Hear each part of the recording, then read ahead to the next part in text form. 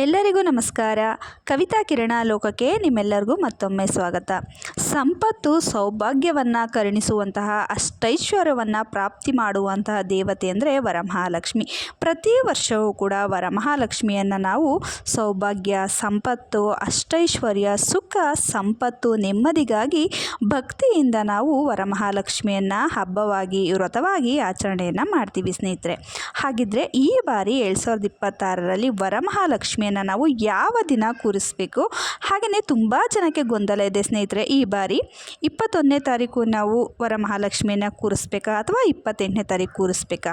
ಹಾಗೆಯೇ ವಿಶೇಷವಾಗಿ ವರಮಹಾಲಕ್ಷ್ಮಿಯನ್ನು ನಾವು ಆಡಂಬರದಿಂದ ಎಷ್ಟೇ ವೈಭೋಗದಿಂದ ಪೂಜೆಯನ್ನು ಮಾಡಿದ್ರೂ ಕೂಡ ಒಳ್ಳೆಯ ಶುಭ ಮುಹೂರ್ತದಲ್ಲಿ ನಾವು ಲಕ್ಷ್ಮಿಯನ್ನು ಆಹ್ವಾನವನ್ನು ಮಾಡಿಕೊಂಡ್ರೆ ಮಾತ್ರ ನಮಗೆ ಲಕ್ಷ್ಮಿ ಒಲಿತಾಳೆ ಅಂತ ಹೇಳ್ತಾರೆ. ಹಾಗಾಗಿ ನಾವು ಯಾವ ಸಮಯದಲ್ಲಿ ಲಕ್ಷ್ಮಿಯನ್ನು ಕೂರಿಸ್ಬೇಕು, ಹಾಗೆಯೇ ಲಕ್ಷ್ಮಿಗೆ ಪ್ರಿಯವಾದಂತಹ ಬಣ್ಣದ ಸೀರೆ ಯಾವುದು ಅಂತ ಇವತ್ತಿನ ವಿಡಿಯೋದಲ್ಲಿ ಸಂಪೂರ್ಣವಾದ ಮಾಹಿತಿನ ತಿಳ್ಕೊಳ್ಳೋಣ ಸ್ನೇಹಿತರೆ. ಬನ್ನಿ, ಆಗಿದ್ರೆ ವಿಡಿಯೋನ ಶುರು ಮಾಡೋಣ.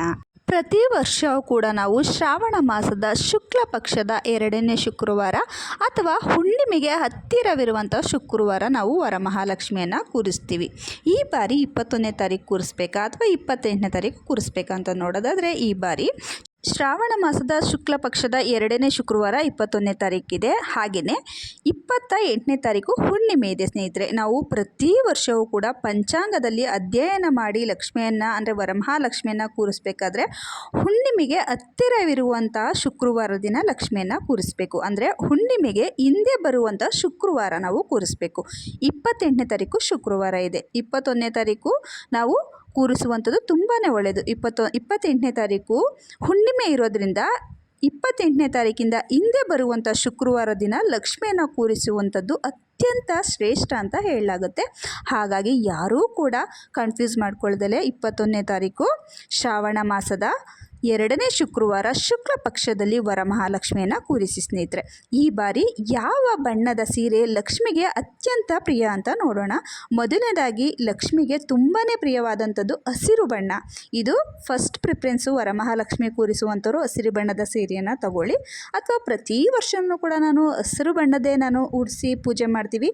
ಹಾಗಾಗಿ ಬೇರೆ ಬಣ್ಣದ ಸೀರೆಯನ್ನು ಉಡಿಸ್ಬಾರ್ದು ಅಂತ ಕೇಳಿದ್ರೆ ಖಂಡಿತವಾಗ್ಲೂ ಕೂಡ ತಗೋಬೋದು. 21ನೇ ತಾರೀಕು ಅಂದರೆ 2 + 1 3 ಆಗುತ್ತೆ. ಅಂದರೆ ಗುರುವಿನ ಸಂಖ್ಯೆ. ಹಾಗಾಗಿ ಕೆಂಪು ಬಣ್ಣ, ಹಳದಿ ಬಣ್ಣ, ಕೇಸರಿ ಬಣ್ಣ, ಹಾಗೆಯೇ ತಿಳಿ ಗುಲಾಬಿ ಬಣ್ಣದ ಸೀರೆಗಳನ್ನು ಕೂಡ ನಾವು ಲಕ್ಷ್ಮಿಗೆ ಈ ಬಾರಿ ಉಡಿಸ್ಬೋದು.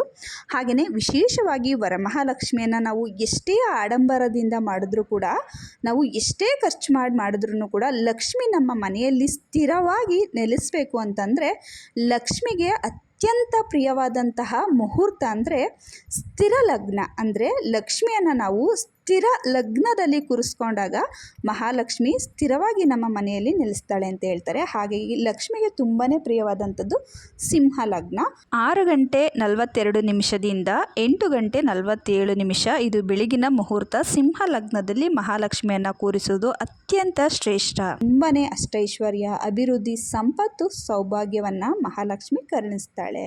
ಹಾಗಾಗಿ ಈ ಬಾರಿ ಪ್ರತಿಯೊಬ್ಬರು ಕೂಡ ವರಮಹಾಲಕ್ಷ್ಮಿಯನ್ನು ಕೂರಿಸಿ ಸ್ನೇಹಿತರೆ. ನಾವು ಮಾಡುವಂಥ ಪೂಜೆ ಪುನಸ್ಕಾರ ವ್ರತಗಳೇ ಆಗಿರಲಿ ಒಳ್ಳೆಯ ಶುಭ ಮುಹೂರ್ತಗಳಲ್ಲಿ ಒಳ್ಳೆಯ ಲಗ್ನದಲ್ಲಿ ಮಾಡಬೇಕು. ಆಗ ಮಾತ್ರ ನಮಗೆ ಆ ಪೂಜೆಯ ಫಲ ಸಂಪೂರ್ಣವಾಗಿ ಶೀಘ್ರವಾಗಿ ದೊರೆಯುತ್ತೆ.